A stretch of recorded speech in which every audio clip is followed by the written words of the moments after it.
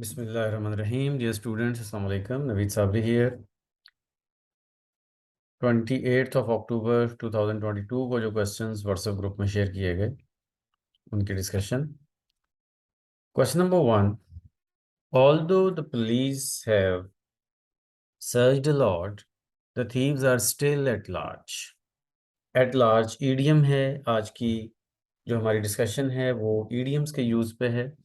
तो at large का मतलब होता है are at large, is at large. इसका मतलब होता है कि मफरूर होना, मतलब जो कि आज़ाद हो, मतलब पकड़े ना गए हों, अरेस्ट ना किए गए हों, जो आज़ाद हों, उनको हम कहते हैं दे आर एट लार्ज।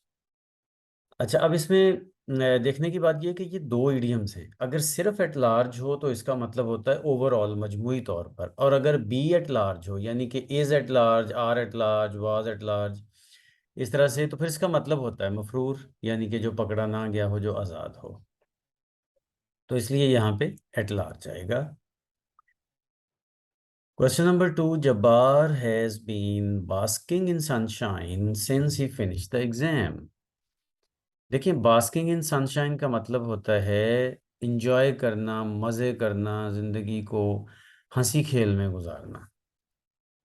तो जब से उसने एग्ज़ाम दिए हैं जब्बार ने, तब से वो बास्किंग इन सनशाइन कर रहा है, यानी कि ज़िंदगी को इंजॉय कर रहा है। मींस फ्री हो के कोई वो उसको काम नहीं है। बास्किंग इन सनशाइन वही होता है ना, जैसा कि ये मतलब बीच पे बैठ के हल्की हल्की जो धूप है उसमें वो मतलब धूप सेकना सर्दियों के मौसम में। तो ये बास्किंग इन सनशाइन मतलब कोई काम ना होना और लाइफ को एंजॉय करना। Question number 3, she is at pains to show that the problem was not her fault. At pains का मतलब होता है मुश्किल में होना, परेशानी में होना।